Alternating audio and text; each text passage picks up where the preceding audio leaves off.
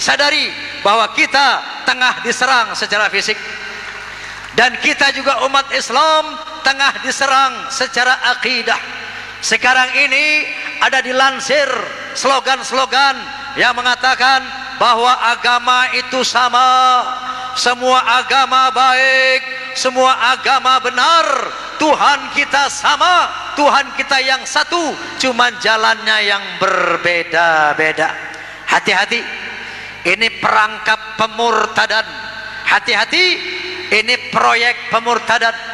Kenapa? Kalau umat Islam, apalagi orang awam, sudah terkena yang namanya pengaruh ini, bahwa semua agama sama, semua agama benar, maka dia akan berpikir semua agama masuk surga. Kalau umat Islam sudah berpikir semua agama masuk surga, maka dia akan ramai-ramai keluar dari Islam. Kenapa?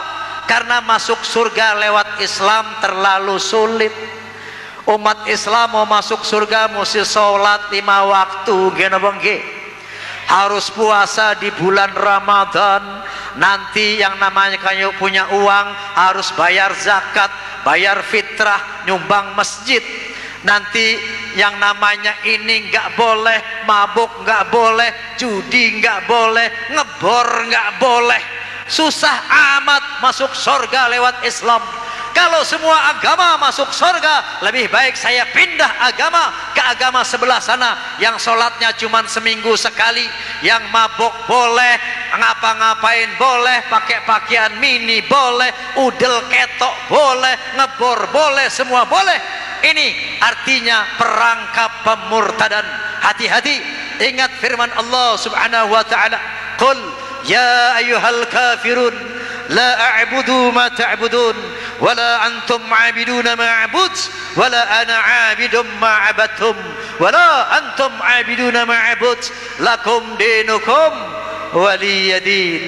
Kata Allah subhanahu wa ta'ala, katakanlah ya ayyuhal kafirun, hai orang-orang kafir, la a'budu ma ta'budun, aku tidak menyembah apa yang kamu sembah, wala antum 'abiduna ma'bud, dan kamu tidak menyembah apa yang aku sembah, wala ana 'abidum ma'abadtum, aku tidak menyembah sesembahanmu, wala antum 'abiduna ma'bud, dan kamu tidak menyembah sesembahanku, lakum dinukum waliyadin, agamamu untukmu, agamaku untukku, agamamu tidak sama dengan agamaku. Faham? Faham? Inna dina indallahil Islam, agama yang diridhoi di sisi Allah hanya Islam. Kata Allah subhanahu wa ta'ala, wa man yabtaghi ghairal islami dinan fala yuqbala minhu wa huwa fil akhirati minal khasirin. Apabila ada manusia yang coba-coba mengambil agama selain Islam, maka tidak akan diterima, dan di akhirat dia akan termasuk orang yang merugi. Kenapa Islam yang diridhoi oleh Allah subhanahu wa ta'ala? Kenapa Islam satu-satunya agama yang diridhoi oleh Allah subhanahu wa ta'ala? Karena Islam bukan kafir, bukan orang yang mengingkari. Coba lihat rukun iman. Kita beriman kepada Allah, kita beriman kepada para malaikat, kita beriman kepada para nabi, mulai dari zaman Nabi Adam, Nabi Nuh, Ibrahim, Musa, termasuk Isa Al-Masih Ibnu Maryam yang namanya Yesus Kristus, itu kita imani sebagai nabi. Kemudian kita juga beriman kepada kitab-kitab suci, kitab suci Zabur yang diturunkan kepada Daud. Kita beriman kepada kitab suci Taurat yang diturunkan kepada Nabi Musa. Kita beriman kepada suhuf Ibrahim. Kita beriman kepada Injil yang diturunkan kepada Nabi Isa. Kita beriman kepada Al-Quranul Karim yang diturunkan kepada Nabi Muhammad sallallahu alaihi wasallam. Tidak ada seorang nabi yang kita kafiri, tidak ada seorang nabi yang kita ingkari, tidak ada sebuah kitab suci pun yang kita ingkari. Oleh karena itu Islam tidak bisa dikatakan kafir. Oleh karena itu Islam satu-satunya agama yang diridhoi Allah subhanahu wa ta'ala. Jadi sekali Islam sampai mati, mari kita tetap berpegang kepada Islam. Sebagaimana kata Allah, wala tamutunna illa wa antum muslimun, jangan kamu mati kecuali kamu sebagai Islam. Amin Allahumma amin Allahumma. Ini kita tengah diserang secara akidah, dan kita juga tengah diserang secara budaya. Ada kelompok-kelompok yang namanya kapitalis, ada yang namanya kelompok-kelompok sekularis. Orang-orang sekuler tengah memaksakan memasukkan nilai-nilai yang tidak islami ke dalam televisi. Mereka memaksakan nilai-nilai yang merusak moral ke dalam televisi.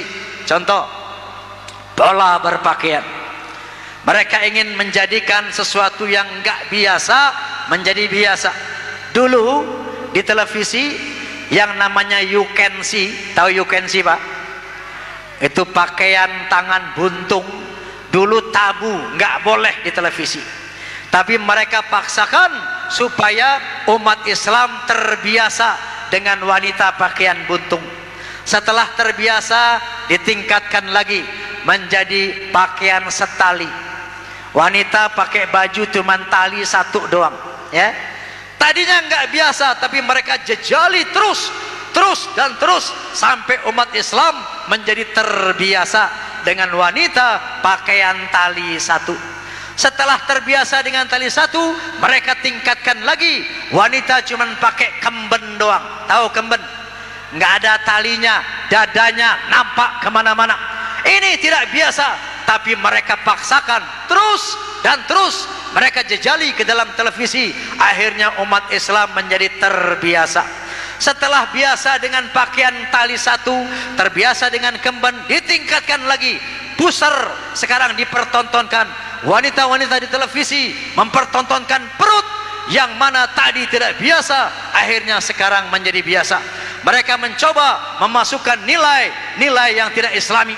Begitu juga gerakan-gerakan pornografi, porno aksi, mereka paksakan, dijejali terus dan terus dalam televisi agar masyarakat Muslim Indonesia menjadi masyarakat yang permisif, menjadi masyarakat yang bisa menerima apa saja termasuk perbuatan-perbuatan haram.